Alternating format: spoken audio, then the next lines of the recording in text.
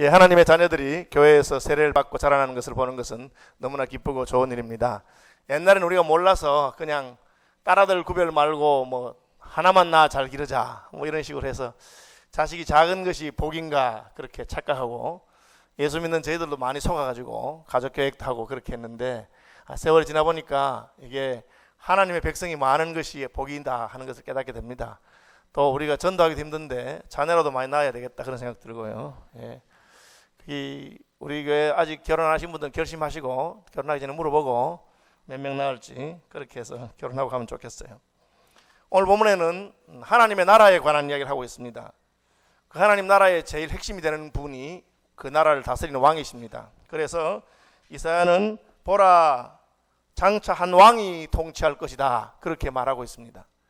똑같은 나라인데 누가 통치하느냐에 따라서 그 나라의 운명이 달라지기 때문에 하나님께서는 그저 이스라엘 나라를 조금 개량하거나 조금 더 발전시키는 정도로 충분하지 아니하고 하나님의 통치를 보여줄 왕을 보내시겠다 그렇게 예언하고 있습니다. 우리는 신약시대에 살고 있기 때문에 이 왕이 바로 우리의 구주이신 예수 그리스도이심을 알고 있습니다. 예수님께서는 오셔서 하나님이 원하시는 그러한 나라를 이 땅에 임하게 하시고 그러한 나라의 통치를 우리에게 보여주신 분입니다.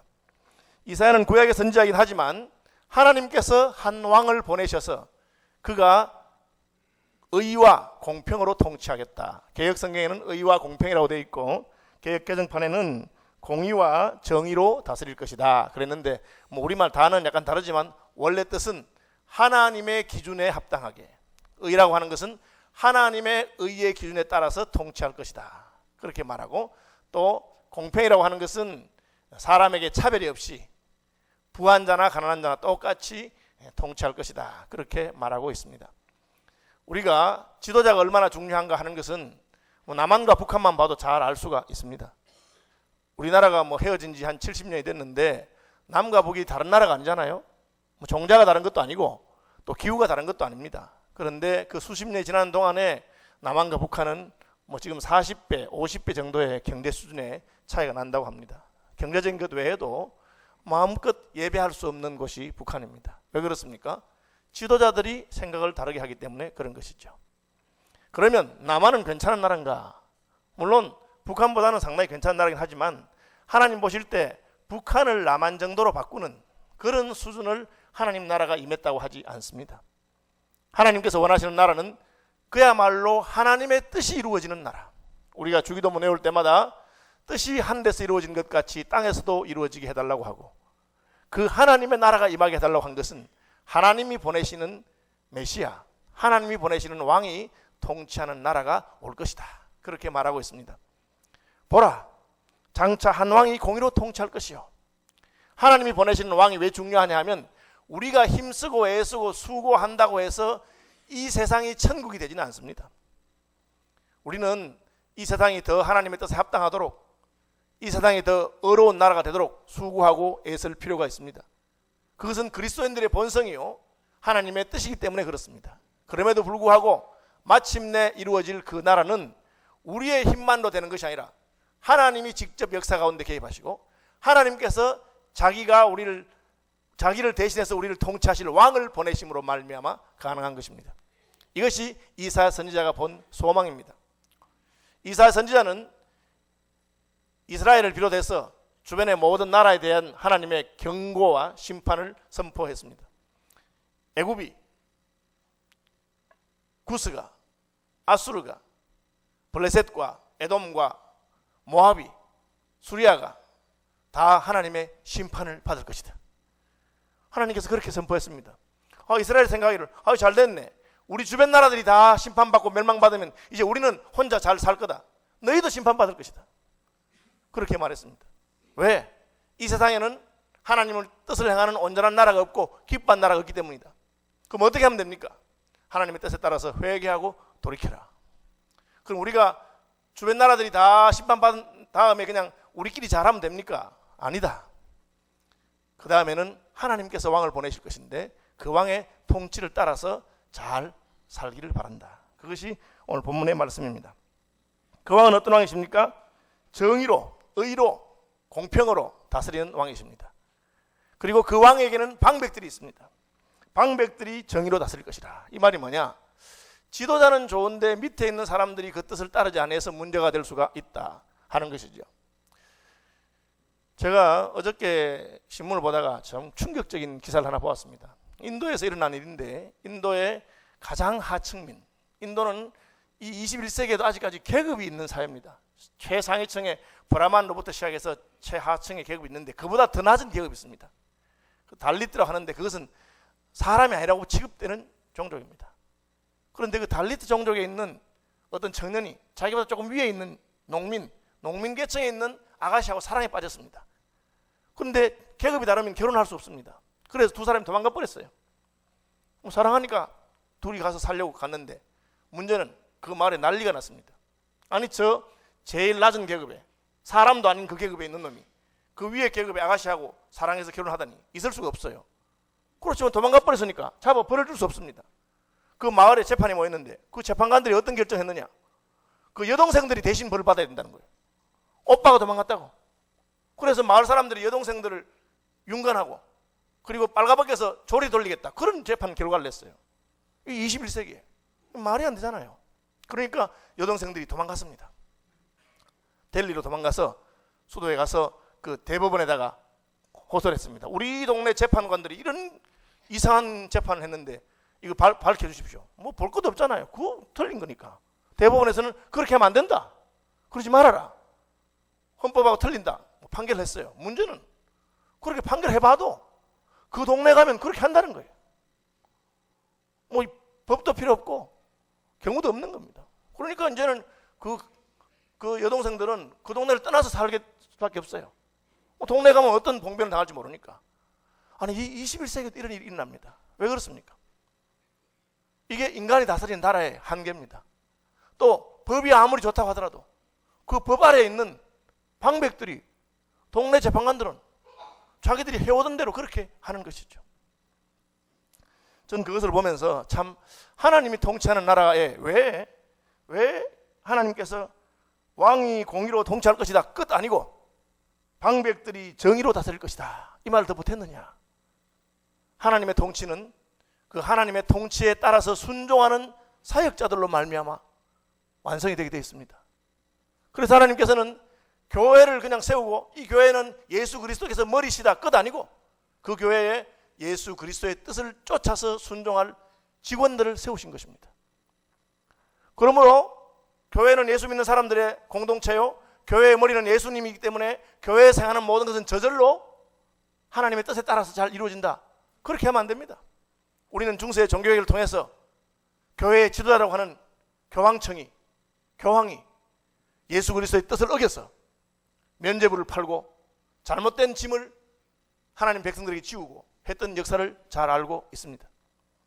그러므로 하나님이 통치하는 나라는 단순히 예수님께서 이 땅에 오심으로만 이루어지는 것이 아니라 그분이 오셔서 그분의 제자들, 그분의 사역자들을 바로 세우는데 그 사역자들이 또한 정의로 통치하는 나라가 되어야 하는 것입니다.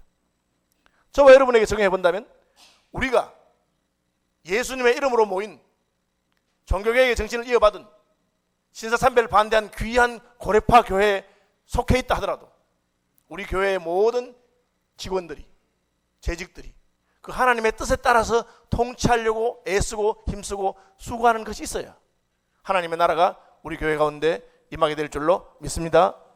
여러분, 세상 사람들이 예수님 싫어하는 사람 아무도 없어요. 예수님은 다 좋아합니다.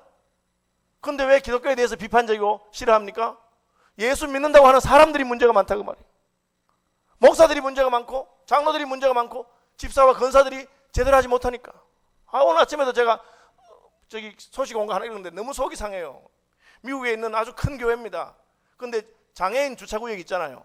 그래서 이 장애인분이 장애인 주차구역에 차를 대려 하니까 그 교회 장로님 권사님 부부가 그 차를 떡 대는 거라. 그래서 큰 교회니까 서로 잘 몰라요. 그래서 그분들이 말했어요. 그 길이 장애인 주차구역인데 저희들이 될 수 있을까요? 하니까 툭 쳐다보더니만 장애인 맞아요? 이렇게 물어보더래요. 그럼 뭐 장애인 보고 장애인 맞냐 물어보는 거예요. 맞습니다. 이러니까 장애인이 주일날 바쁜데 차는 말로 몰고 나왔노? 이러는 거야. 저는 그분 모르는데 이야기 들으니까 열이 확 나는 거예요. 그러면 이게 교회가 어떻게 하나님의 영광을 보여줄 수 있겠습니까? 그렇죠? 우리가 우리 교회 앞에다가 새가족들을 위한 주차구역입니다. 그래놨습니다. 여러분 거기 차대지 마시기 바랍니다. 거기 되면은 그것이 복음을 거스리는 것이고 하나님의 영광을 가로막는 것입니다. 예수님 싫어하는 사람은 아무도 없습니다. 예수 믿는 사람들이 하나님의 뜻대로 하지 않기 때문에 하나님의 영광이 나타나지 않는 거예요. 오래 믿었으면 더 겸손하고 더 온유하고 더 형제를 생각하고 챙겨주는 그런 분들이 되시기를 바랍니다. 하나님의 나라가 어떤 나라냐? 하나님이 왕을 보내서 통치하게 하십니다. 그런데 그 예수님의 통치를 유대인들이 싫어했어요. 자기 땅에 오매 자기 백성이 영접하지 않은 겁니다. 그러니까 하나님 뭐라 했어요? 버린다. 수천 년 동안 메시아를 기다려왔어도 버린다. 내가 버리고 새 포도주는 새 부대에 넣을 것이니라. 얼마나 두려운 말씀입니까? 하나님이 이 땅에 하나님의 통치를 임하게 하시고 그 나라가 임하게 하기 위해서 왕을 보냈는데 방백들은 그 왕의 뜻에 따라서 행동해야 그 방백이 되는 것입니다. 그러니까 너희 중에 선생된 자들이 조심하라고, 많이 선생되지 말라고, 가르치는 사람들에게 더 엄한 형벌이 있을 것이라고. 저는 이런 말씀 볼 때마다 목사 된 것이 한편으로는 자랑스럽지만 얼마나 두려운지 모르겠어요. 내 놈이 목사가 돼가지고 하나님의 뜻을 따르지 않는다면 그것은 주님을 대적하는 것이 될 수가 있기 때문입니다. 한 걸음 더 나가서 하나님의 나라는 왕과 방백만도 충분하지 않습니다.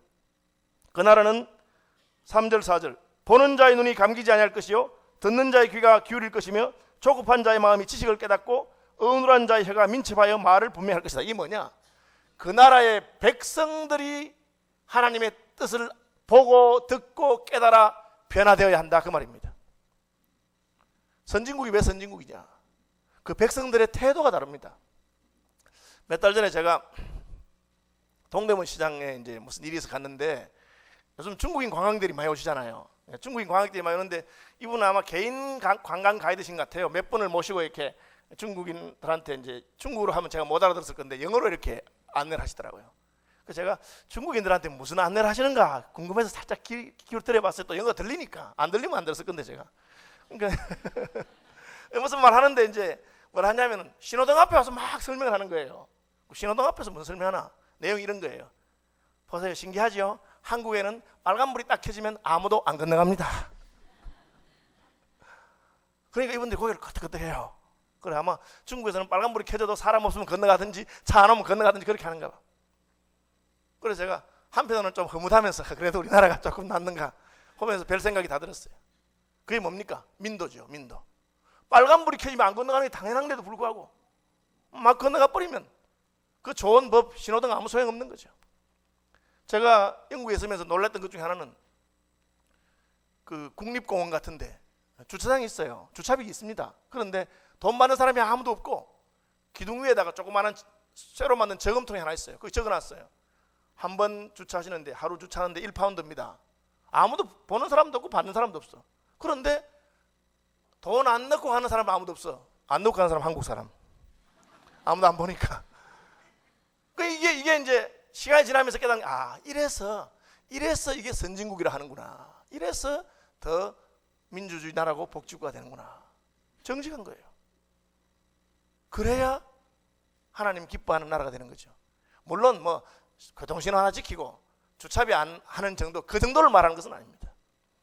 예수 믿는 사람들은 눈이 열리기 시작하니까 전에하고 완전 다른 세상을 보게 된 것입니다. 이렇게 살아서는 안 되는구나. 바울 사도가 말하기를 전에 귀중하게 여기던 모든 것은 다 배설물과 같은 것이구나. 왜? 진짜 중요한 것을 보게 되었기 때문에 그렇습니다. 제 제자 가운데 한 명은 목사 아들인데 중학교 때부터 담배 피우고 술 마시고 집에 들어가기 전에는 껌 씹고 이래가지고 들어가서 아버지는 모르고 뭐 그런 친구 있었어요. 춤은 막 기가 막히게 추워. 나한테 말하기를 목사님 제 피 속에는 리듬이 흐르는 것 같아 막 이랬어. 당구도 잘 치고 막. 그런데 친구가 진짜 말씀 공부를 하고 은혜를 받고 나서 진짜 구원의 확신이 왔어요. 싹 달라지더라고. 당구를 그렇게 좋아하는데 당구장에 안 가. 친구들이 물어보는 거야. 야 누구야? 당구 치러 안 가나? 아니 뭐 당구 너는 당구 안 친다 이러니까. 당구 재미가 떨어졌나? 당구 재밌지. 근데 왜 안 치노? 당구보다 훨씬 재밌는 게 있다. 그 친구들이 놀라가지고 뭔데? 나도 한번 하자. 그래? 예수 믿어봐라. 이 친구도 이해를 못하는 거예요. 예수 믿는 게 그렇게 재밌는지 모르는 거죠. 여러분, 하나님께서 우리를 통치하시면서 무엇을 해주시겠다고 약속하십니까? 우리의 눈을 열어 주의 법도에 기이한 것을 보게 하시는 것입니다. 우리의 귀를 열어 하나님의 말씀이 얼마나 꿀과 송이꿀처럼 단 것을 깨닫게 하시는 것입니다. 여러분, 그런 역사가 저와 여러분에게 있어지기를 바랍니다. 오늘 본문에 보니까 조급한 자의 마음이 지식을 깨닫고, 뭐 아시는 대로 제가 좀 성질이 급하잖아요. 말도 빠르고 밥 먹는 건 빨리 먹고 타고난 성격이 급한 사람이에요. 그런데도요, 제가 예수를 믿고 평생 주님을 따르다 보니까 옛날만큼 실수를 안 합니다. 아주 마음이 급한데도 딱 결정하려면 누가 뒤에서 브레이크를 탁 잡아. 하나님께서. 조급한 자의 마음이 지식을 얻게 합니다. 다시 한번 생각해봐라. 그것이 과연 주님의 뜻인지. 그러면 진짜 딱 기다리면 반드시 상황이 싹 바뀌는 것을 보게 하시고, 아이고 그냥 갔으면 큰 실수할 뻔했구나, 그렇게 하는 것입니다. 무엇을 말합니까? 하나님께서 그 왕을 보내시고, 그리고 그 왕의 방백들을 보내서 공의로 다스리게 하고, 그리고 그 백성들의 눈을 열고 귀를 열고 마음을 열어서 깨닫게 하고, 이것이 하나님 나라가 임하게 되는 방법인 것입니다. 왜 우리가 그 왕의 가르침, 그 방백들의 가르침에 따르게 됩니까? 2절, 또 그 사람은 광풍을 피하는 곳, 폭우를 가리는 곳 같을 것이며, 마른 땅에 냇물 같을 것이며, 곤비한 땅에 큰 바위 그늘 같으리니. 이게 무슨 말입니까? 사람이 좋다 그 말이에요. 그분이 나의 의지가 되고 나의 친구가 되고 나의 도우심이 된다 그 말입니다. 하나님 나라의 특징은 예수님의 가르침이 좋고 교회가 좋지만 핵심은 예수님이 좋은 거예요. 예수님이. 그분이 나의 의지가 되는 것입니다. 그래서 찬송가에도 한 귀한 친구 내게 있으니 나 주 안에 늘 기쁘다. 그분이 좋은 겁니다. 그렇죠? 부산에서 서울 가는 가장 빠른 길이 뭐냐? 답은 사랑하는 사람과 함께 가는 길, 뭐 이렇게 하더라고요. 예수님은 왕이시지만 죄인들의 친구가 되신 분입니다. 내가 주와 선생이 되어 너희들의 발을 씻긴 것을 기억해라. 우리를 너무 사랑하셔서 우리 같이 되시고 사람이 되시고 우리 아껴주십니다. 여러분, 등산을 하다가 폭우를 만나면, 눈보라를 만나면 어떻게 되겠습니까? 굉장히 위험합니다. 체온이 떨어지고 죽을지 모르죠. 그럴 때 위험한 곳마다 쉘터를 지어놓습니다. 산장이죠. 사람이 없어도 산장이 있으면 거기 들어가서 우리가 비를 피하고 눈을 피할 수 있습니다. 그래 살아나게 되는 것이죠. 얼마나 좋습니까? 그런데 예수님께서 우리 인생 살아가다가 폭풍을 만나고 위기를 만날 때 예수님께서는 우리의 피할 곳이 되시는 것입니다. 사막에 시냇물이 된다고 그럽니다. 얼마 전에 미국 부부가 사막 횡단하다가 죽었잖아요. 물을 너무 작게 가져가서. 그 남은 마지막 한 병은 애한테 먹이고 부부는 죽었는데, 애는 그 물 먹은 바람에 조금 더 살아서 구조대가 와서 살렸다, 뭐 그런 기사를 보게 됐습니다.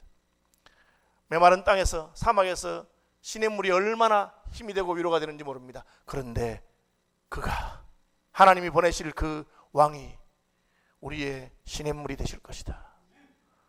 내가 생명의 물이라고 예수님 말씀하셨습니다. 내가 어두운 자의 빛이라고 말씀하셨습니다. 이 표현의 뜻이 뭡니까? 그의 필요를 내가 채우겠다는 뜻입니다. 수고하고 무거운 짐진 자들아 다 내게로 오라. 내가 너희를 쉬게 할 것이다. 수고한 자에게는 쉼이 됐을 것이고, 목마른 자도 내게 오라. 내가 너의 생명수가 될 것이다. 어두움 가운데 있는 자도 내게 오라. 내가 너의 빛이 되어주겠다. 누가? 예수님이 그런 것입니다. 우리는 어떤 자입니까? 그 예수님을 따르기 때문에 우리도 약한 자에게는 도움이 되고 힘이 되고, 고통받는 자에게는 위로가 되고, 약한 자에게 강함이 될 수 있는, 그것이 하나님의 방백이요 하나님의 백성의 특징입니다. 은혜를 받았기 때문에 은혜를 나눌 줄 아는 백성들이 되시기를 바랍니다. 그게 이사야 선지자가 예언한 하나님의 나라가 우리 가운데 임한다, 그렇죠? 하나님 나라는 어떤 나라입니까? 5절, 어리석은 자를 다시 존귀하다 부르지 아니하겠고 우둔한 자를 다시 존귀한 자라 말하지 아니하리라. 8절, 존귀한 자는 존귀한 일을 계획하나니 그는 항상 존귀한 일에 서리라. 이게 무슨 말입니까? 하나님 나라는 기준이 흔들리는 나라가 아닙니다. 어리석은 놈은 어리석고 존귀한 자는 존귀하고, 분명히 하나님의 나라는 양과 염소를 가르는 분명한 기준이 있습니다. 그냥 예수 믿고 교회 나오니까 다 좋다, 다 괜찮다, 그렇게 하지 않습니다. 하나님께서는 공의로 통치하시기 때문에 분명한 기준이 있습니다. 심지어 자기가 사랑하는 자라도 죄된 것은 죄된 것입니다. 하나님이 나단 선지자를 보내서 다윗을 얼마나 강력하게 책망했는가를 아실 것입니다. 이 나쁜 놈이라고. 양 수천 마리가 있으면서 이웃집에 딸과 같이 아끼는 그 양을 빼앗은 놈보다 더 나쁜 놈이라고. 다윗이 그런 놈 죽이라 하니까 네가 바로 그 놈이라고 그렇게 책망하신 것입니다. 사랑한다고 해서 하나님의 죄의 기준이 달라지지 않습니다. 자신이 사랑하시는 아들 예수 그리스도라 하더라도 우리의 죄를 지고 십자가를 지셨을 때는 외면하시는 분이 하나님이십니다. 그러니까 하나님 나라의 특징은 의로운 자는 의롭고 불의한 자는 불의하고 존귀한 자는 존귀하고 천한 자는 천한 것이 그대로 남아 있습니다. 다만 하나님께서 우리를 바꾸셔서 우리를 의롭고 거룩하고 존귀한 자로 만드시겠다는 것입니다. 어떻게 만듭니까? 우리 눈을 열어서 야, 예수 믿는 게 제일 좋구나. 우리 귀를 열어서 하나님 말씀대로 사는 게 제일 좋구나. 우리 마음에 깨달음을 주셔서 성질대로 급한 대로 할 것이 아니라 주님 인도를 따라서 살아야 되겠구나. 그것이 바꾸는 것이죠. 하나님이 예수 믿는 사람 구원하는 게 세상 사람들이 기분이 나빠요. 왜 믿는 자만 구원하냐? 그냥 믿는다고 구원하시는 게 아닙니다. 하나님은 거룩한 자, 의로운 자를 구원하시는데 우리가 예수를 믿으면 우리를 변화시키고 바꾸어서 의롭고 거룩하게 만드시는 것입니다. 그냥 구원하신 게 아니에요. 거룩하게 만드셔서 구원합니다. 그 말 안 들으면 하나님이 고난을 통해서 징계를 통해서 우리를 만드시는데 자기도 괴롭고 하나님도 힘드신 것입니다. 그러나 절겨 순종하는 자에게는 그 길이 복된 길인 줄로 믿으시기를 바랍니다. 그래서 9절 이하에는 그 하나님의 구원이 그냥 오는 것이 아닙니다. 고난을 통해서 옵니다. 모르는 자에게는 하나님이 징계하신다는 말이 있습니다. 너희 안일한 여인들아 일어나 내 목소리를 들을지어다. 이게 뭡니까? 목소리를 안 듣는다는 거죠. 안일하단 말은 남편이 돈도 잘 벌어오고 자식은 공부 잘하고 답답한 게 없어. 아파트는 사놓으면 값이 오르고 그냥 오늘은 어디 가서 뭐 맛있는 것을 먹고 어디 가서 뭘 하면 놀까 그 생각만 하고 있는 유한 마담들이란 거예요. 세상 사람들이 볼 때는 복받은 사람이죠. 그러나 선자가 볼 때는 그대로 있으면 너는 죽는다 그 말입니다. 죄송합니다. 혹시 여러분 가운데서도 팔자가 좋아서 남편은 돈 잘 벌어오고 연금은 착착 나오고 자식들은 애먹인 놈 하나도 없고 몸은 건강하고 다 좋고 행여 안일한 자리에 염려 없는 자의 자리에 있지 않도록 자기를 돌아보시기를 바랍니다. 선자가 그렇게 말했어요. 안일한 여인들아 염려 없는 여자야 안일한 여자들아 계속해서 그 말하고 있습니다. 1년만 기다려봐라. 좀 있으면 포도농사가 끝나서 포도를 수확한다고 생각할 그때에 내가 너희를 징계할 것이다. 여러분 1년 내내 농사 지어놔도 바람 한 번만 세게 불어버리면 끝난다고 그래요. 추석이 얼마 남지 않았잖아요. 추석 때 출하하려고 배농사 사과농사 잘 지어놔도 바람만 세게 불어서 떨어뜨리면 그냥 값이 없어진다고 그렇게 말하더라고. 인생이 그걸 알아야 됩니다. 지금 하나님의 은혜로 평안하다고 해서 내가 아무렇게나 그냥 지내도 되는 것은 아닙니다. 왜? 하나님의 나라가 곧 임할 것이기 때문에 그분 오시면 기준을 딱 정해서 양과 염소를 가를 것입니다. 무엇을 보고 가랍니까? 내 입에 립 서비스를 보지 않습니다. 네가 믿는다고 말했는데 너의 믿음의 증거는 어디 있느냐? 네가 믿었기 때문에 너의 삶은 어떻게 달라졌느냐? 너는 불의한 자냐 존귀한 자냐? 그것을 따지실 것입니다. 그래서 안일한 여인들아 일어나 내 목소리를 들으라. 염려 없는 여자들아 1년이 지나지 않아서 당황할 것이다. 안일한 여자들아 떨어라. 염려 없는 자들아 당황하라. 옷을 벗어 몸을 드러내고 배로 허리를 동일지어다. 이것은 수치와 부끄러움을 표현하는 것입니다. 평생에 행한 일 생각하니 부끄러움뿐이라 황송하다. 주님 오신다고 생각하니 할 말이 없다. 내가 이렇게 살아서는 안 됐는데 하고 애통하고 회개하고 남은 시간이 얼마든지 그 나라와 그의 의를 위해서 한번 죽도록 충성해야 되겠다. 그런 마음 한번 품어보라는 것이죠. 여러분 예수 믿으면 그런 마음을 품는 것이 당연한 줄로 아시기를 바랍니다. 어떻게 그런 마음이 품어집니까? 형편이 괜찮은데 답답한 게 없는데. 그래서 15절 마침내 위에서부터 영을 우리에게 부어주시리니 광야가 아름다운 밭이 되며 아름다운 밭을 숲으로에게 되리라. 이 말이 뭡니까? 하나님의 성령이 오시면 너희의 돌과 같은 마음 광야 같은 마음도 옥토가 되게 하실 것이다. 하나님 나라가 어떻게 이 땅에 이루어집니까? 성령의 오심으로 말미암아 우리는 천국의 영광을 맛보게 됩니다. 여러분 사람 치고 이기적이지 않은 사람 없고 고집 없는 사람 아무도 없습니다. 나이 40만 넘으면 보십시오. 다 고집이 있습니다. 오죽했으면 그죠? 부록이라 했겠어요. 부록 공자님이 누가 무슨 말해도 안 듣는다고 부록이라. 그런데 하나님의 성령이 임하면 달라요. 진짜 저는 고집센 그런 축에 속한 사람인데도 하나님의 은혜를 받고 나니까 다른 것 같아. 오늘 아침에도 제가 우리 교회 부목사님 설교 하나 우리 교회 협동 목사님 설교 하나 들었는데 은혜 많이 받았어요. 이런 말씀 이렇게 하시는구나. 내가 조심해야 되겠다. 그런 생각이 들더라고. 그것이 하나님의 성령의 역사인 줄로 믿으시길 바랍니다. 하나님의 성령의 역사가 오면 귀가 열립니다. 죽은 자들이 하나님의 아들의 음성을 들을 때가 오나니 곧 이때라. 듣는 자는 살아나게 되는 것입니다. 하나님의 성령이 임하시면 우리 눈이 열려서 이게 다 아니고 불탈 것을, 이 모든 세상은 지나갈 것을 풀의 꽃과 같고 아침 안개 같은 것이 확 깨달아집니다. 천국은 마치 극히 값진 진주를 구하는 진주장사와 같은데, 이 사람이 평생 진주장사했는데 너무 귀중한 걸 하다 보니까 그걸 하나 얻기 위해서 다른 것은 다 팔고 버려도 아깝지 않다, 그 말이에요.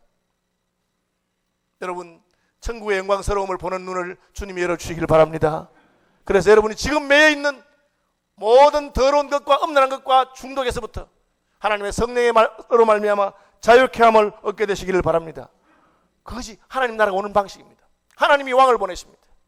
그리고 그 하나님의 성령을 받은 우리가 변화된 백성이 되고 변화된 일꾼이 될 때 하나님은 우리의 영원한 친구가 되시고 도움이 되시고 우리의 복이 되시고 우리의 영원한 구원이 되시는 것을 믿으시기 바랍니다. 찬송하겠습니다. 피난처 있으니 70장.